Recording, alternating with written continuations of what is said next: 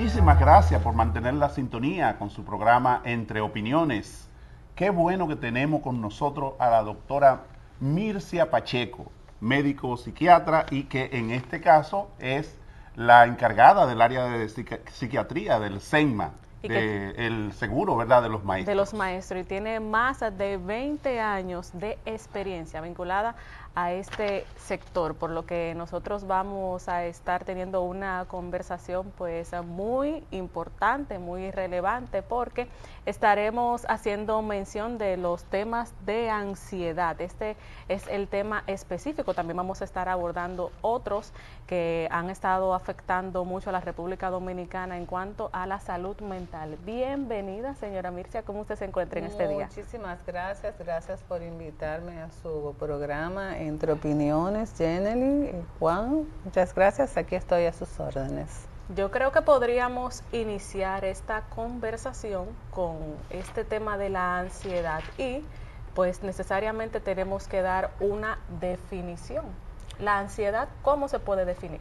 ¿Y cómo se manifiesta en este caso? Así es, la ansiedad como tal es una respuesta del organismo ante amenazas. Si vamos a la parte previa, pues hablamos del estrés. El estrés se comparó, pues, un británico con lo que es la resistencia de los materiales. Cuando hay materiales que cuando son sometidos a una tensión, pierden entonces la capacidad de regresar a su forma normal.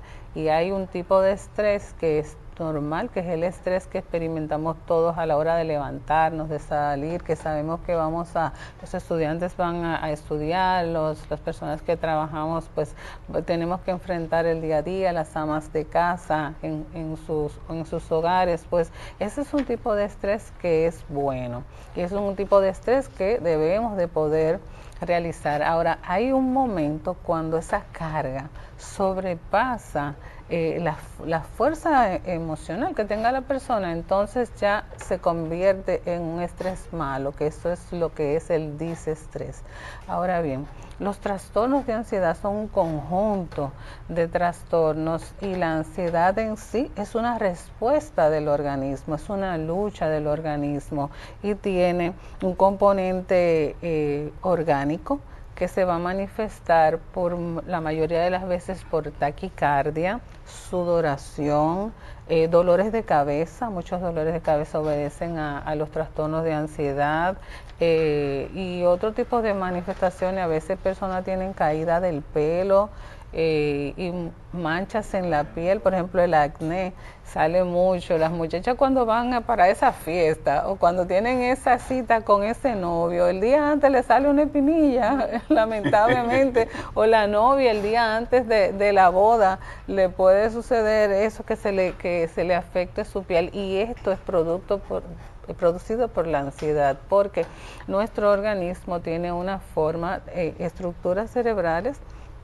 que se activan, tales como el tálamo, el hipotálamo, la hipófisis, que entonces afectan la glándula tiroides. Es todo un eje, la glándula tiroides y las suprarrenales. Entonces, esa comunicación sucede a través de sustancias químicas en nuestro torrente sanguíneo y también por conexiones nerviosas, tales como ahí está el famoso nervio vago, que no es vago porque no haga nada, sino porque va por todo el cuerpo dando ramitas a cada órgano. Entonces, dependiendo del órgano que tengamos más sensible, pues ahí se va a manifestar la ansiedad. Si es a nivel cardíaco, pues te va a dar más taquicardia.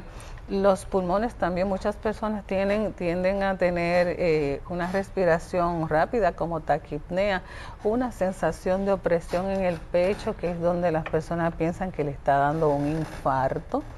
Y esto les hace acudir mucho a las emergencias y, como te mencionaba, otro tipo de manifestaciones. Luego, la ansiedad es una situación como enfermedad muy prevalente. Con esto les quiero decir que se manifiesta grandemente. Es una de las principales causas de que las personas busquen asistencia médica. Muchas veces entran por la puerta de emergencia o entran por la puerta de otras especialidades porque también produce mucha gastritis. Hay muchas personas que donde se les va a manifestar en el sistema gastrointestinal diarrea, estreñimiento, todo eso lo puede producir la ansiedad. Pero primero, claro, preferimos trabajar en equipo y estar seguros de que no hay otro tipo de patologías involucradas. A propósito de esta parte de la ansiedad y que recientemente tuvimos, por ejemplo, nuestros estudiantes estuvieron sometidos a pruebas nacionales o a pruebas finales del periodo escolar. ¿Cómo se manifiesta en periodos así de exámenes la ansiedad en nuestros estudiantes, en nuestros niños, niñas y adolescentes? Miren, en esos casos yo siempre he abogado, por ejemplo, cuando los estudiantes van a pruebas nacionales y a veces pues el sistema los saca de su escuela normal, ya solamente eso les sobrecarga el estrés tanto a ellos como a sus padres. Quizá ojalá llegue un día en que si ellos van a recibir las pruebas nacionales, que sabemos que surgieron en un momento por una necesidad, pues entonces eso le hace que se multiplique el nivel de estrés, no solamente en los jóvenes, sino también en sus padres. Eso hay que tomarlo muy en cuenta. En el caso de los docentes, ¿cómo se manifiesta la ansiedad? Y me imagino que usted en el caso del SEGMA, que trabaja allí, cuando va un profesor, ¿qué es lo que más le manifiesta concerniente a las aulas? Yo tengo 25 años trabajando en el SEGMA. Yo a mis maestros los quiero mucho y les mando un gran saludo. Ellos estoy segura de que nos van a ver por aquí. Pero miren, en el caso de los docentes, bueno, la cantidad de estudiantes que están manejando en el aula muchas veces les produce mucha ansiedad. Otra cosa es que no hay que esconderlo. La sociedad ha cambiado mucho en algunos aspectos y es que antes, cuando usted y yo estábamos chiquitos, nos decían el maestro es tu segundo padre, la maestra es tu segunda madre y la escuela es tu segunda casa. Pero la sociedad ha cambiado de una forma tal donde los padres ahora son mucho más complacientes y entonces tienen un tipo de apoyo a sus hijos que sí que está bien que los tengan, pero a veces les restan. Muchos maestros sufren porque los estudiantes se les confrontan, son muy confrontativos. Hay otros estudiantes que la verdad hay que decirlo que si en sus hogares hay problemas con falta de autoridad, entonces ellos lo van a trasladar a la escuela. Los maestros tienen presión con los directores, debo decirlo, y yo le explico, el director, ese es su trabajo, que les exige la programación, que les exige las evaluaciones, o sea, y ellos mismos en sí muchas veces son padres y tienen otras responsabilidades. Entonces, realmente si nos ponemos a ver, tienen mucho estrés, tienen mucha presión, la verdad. Ellos manejan perfectamente lo que es la parte académica, pero a veces en el aula tienen una cantidad grande de estudiantes y también ese tipo de estudiantes, un estudiante muchas veces confrontativo, muchas veces que les falta respeto al maestro y a veces el maestro no recibe o siente que no recibe como ese respaldo por parte de los padres.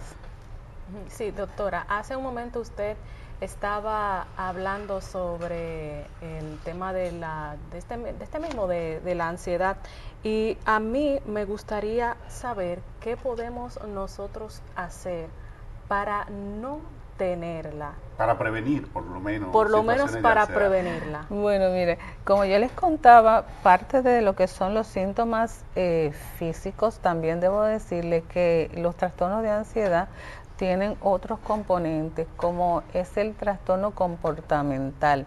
son las personas que tú la vas a ver que visiblemente se notan nerviosos. El que está ansioso no encuentra sitio, señores. No se siente cómodo en ningún lugar. Es la persona que está inquieta, que se sienta, que se para, que me dicen, doctora, yo no siento paz en ninguna parte, que entra, que sale. Y a veces otras personas pueden notar lo que esa persona está ansiosa. Y también está la parte del pensamiento.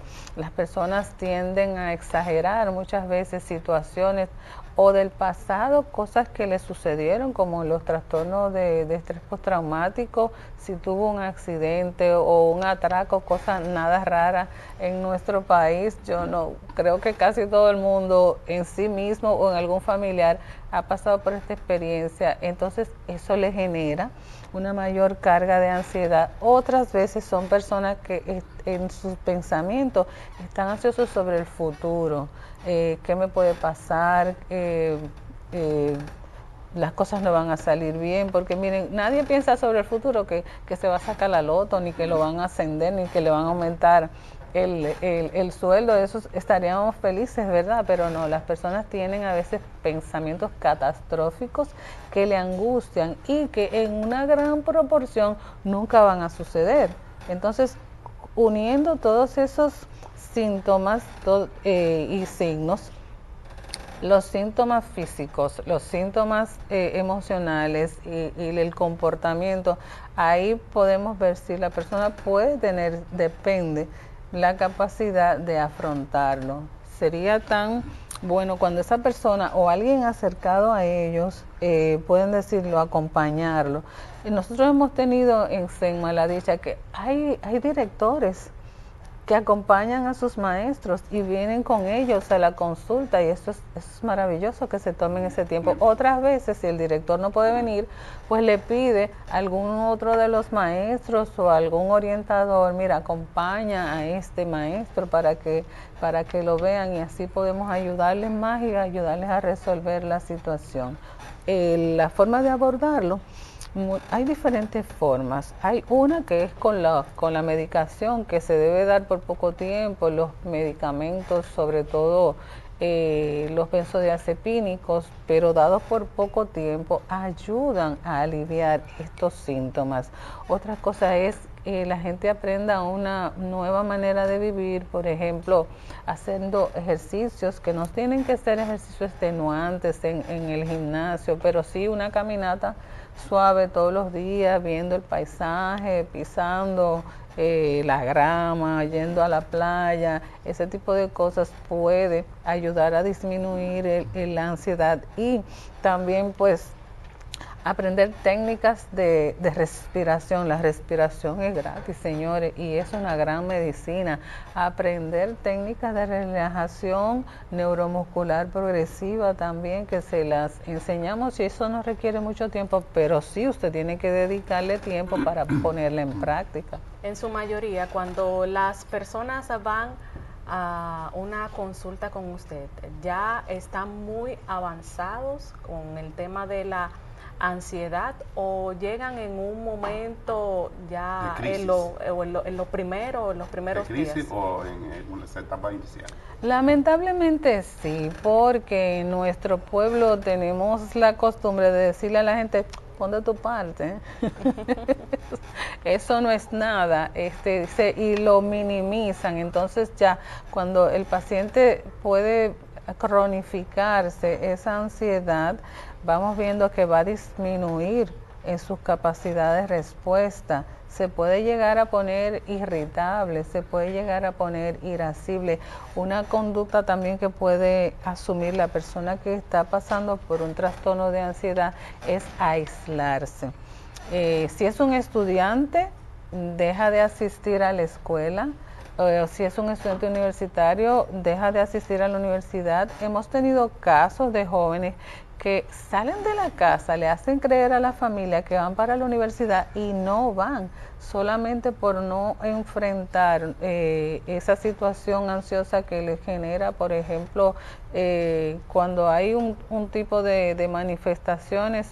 Sabemos que los estudiantes les ponen muchas asignaciones donde ellos tienen que hacer presentaciones, y a veces es es mucho el miedo escénico, que es una forma de manifestación de ansiedad fóbica, una fobia social. Y entonces eso vale la pena. Mientras más temprano vienen a la consulta, les garantizamos que no van a depender de medicamentos, porque una de las cosas que las personas le dicen, si tú vas al psiquiatra, te van a poner medicina y te vas a hacer adicto para toda la vida, y eso no es cierto. Eso tiene un manejo, se le enseña a la persona. Claro, inicialmente tú no quieres que la gente sufra. Inicialmente se le colocan algunos medicamentos ansiolíticos para que baje esa respuesta que está exagerada, pero luego se pasa a la terapia, y es un equipo, señores, trabajamos en equipo con los psicólogos también, que son los que van a ayudar en el proceso. Vamos a colaborar para que lleguemos a un buen fin y se supere la ansiedad. Doctora, a propósito de los centros educativos, volvemos a ellos. En muchos centros educativos nuestros que están en los barrios populares, sabemos que hay muchos de nuestros estudiantes que sus padres o han delinquido o están vinculados a problemas de droga o de otras situaciones, y muchas veces sus hijos ven este ejemplo y se inmiscuyen muchas veces en este proceso. ¿Qué hacer en el caso de los directores, de los docentes, para manejar situaciones como esta tan difíciles, donde incluso muchos de estos niños son usados como mulas para transportar o para hacer entregas? ¿Qué hacer para que nuestros centros educativos sean mucho más seguros y que podamos nosotros manejar esas situaciones? Estamos hablando de una sociopatía. Y se pueden hacer algunas intervenciones, pero ya estamos hablando de una intervención mucho más amplia. Desde la escuela se puede identificar a ese estudiante, pues no necesariamente los padres tienen que estar involucrados en actividades delictivas, pero sí hemos visto casos, hemos recibido casos de niños que han tenido problemas disociales, que es como que se empiezan a llamar desde cuando pequeños, y cuando le preguntamos, entonces resulta que el padre o la madre ha tenido este tipo de conducta. Entonces, ahí a la escuela tiene que extenderse lo que se llama la comunidad educativa, porque la escuela ya es un ámbito que está limitado, pero sí cuenta con los padres y cuenta con toda la comunidad. Pues sí se pudieran hacer algunas intervenciones desde ese punto de vista, y tenemos muchachos maravillosos. La verdad es que no hay que perder las esperanzas. Tenemos buenos muchachos, pero también he tenido casos de maestros que me he visto precisada a veces a darles algunas licencias porque reciben amenazas reales de algunos jóvenes. Incluso tuve un caso de una maestra que el padre de un estudiante fue a su casa y la golpeó, la dejó inconsciente. O sea, eso fue un caso extremo, pero sucedió porque a veces por malas influencias sociales, pero no siempre se da. Vemos que en los barrios sí es verdad que hay muchas situaciones, pero que es en conjunto que se tienen que enfrentar. Doctora, cuando hacemos una comparación entre el hombre y la mujer, ¿quién acude más fácil a una consulta? Mira, hay unas estadísticas que realmente la mujer es quien tiene más apertura a buscar la ayuda. Lamentablemente nuestros hombres todavía tienen un rasgo de machismo, y no solamente en salud mental, sino en todas las áreas de salud. Nuestros hombres no son muy dados a acudir a las consultas médicas porque quizá lo ven como un rasgo de debilidad. Muchas veces son las mujeres quienes lo llevan, pero esa es una parte que tenemos que trabajar sobre todo la medicina preventiva. A veces cuando en las escuelas hacen una charla, no es una pérdida de tiempo. Las reuniones de padres son reuniones de madres, y nosotros lo hemos visto, y ahí usted puede recibir puede tener un contacto con los maestros que están trabajando con su hijo, puede externarle cualquier preocupación, puede ayudarlo a superar cualquier situación que se le esté presentando a ese joven. Así es que es necesario, pero la verdad es que la mujer es mucho más dada a acudir, no sea que es que ella tiene más problemas, sino que la mujer tiene mayor apertura a acudir a las consultas.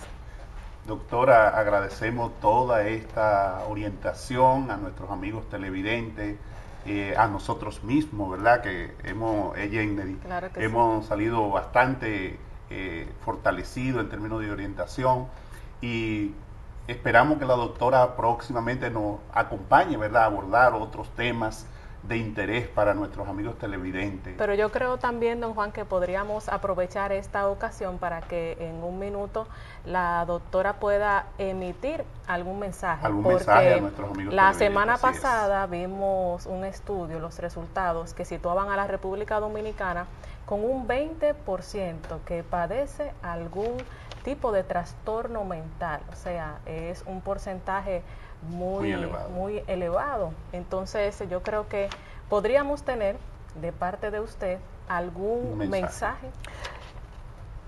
Animar a las personas a que superen ese tabú de que los trastornos mentales hay que estar loco.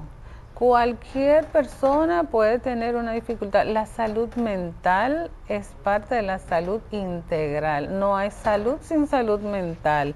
Hay mucho biológico en lo mental y hay mucho mental en lo biológico. Hasta cuando usted se enferma por cualquier otra situación, la parte emocional suya también se afecta. Póngalo desde lo más sencillo, desde una gripe hasta una cirugía de corazón. En todo va involucrado la parte mental, así que hay que tomarla en cuenta y saber integrarla. Nuestros médicos también, que ya muchos de ellos comprenden la importancia de la salud mental y aprenden a referirnos los pacientes a tiempo, hasta para una recuperación. Un paciente hipertenso, que hay mucha hipertensión en nuestro país, puede evitar hacer crisis hipertensivas si su área de salud mental está controlada, igual los diabéticos. O sea, hay que estar pendientes. Sí es verdad que tenemos una prevalencia alta, o sea, la casuística, porque son muchas las cosas que se engloban,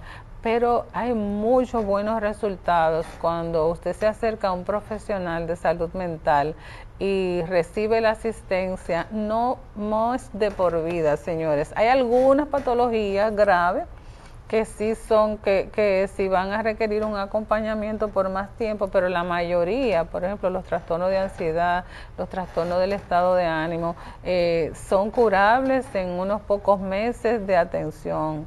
Y por favor, no le digan a los pacientes que abandonen su tratamiento porque se van a hacer adictos, porque le están haciendo un daño. Muchas gracias, doctora Mircea Pacheco, ¿verdad?, por estas importantes orientaciones que hemos recibido de usted en el día de hoy. A nuestros amigos televidentes, que no nos cambien, que volvemos en breve con más.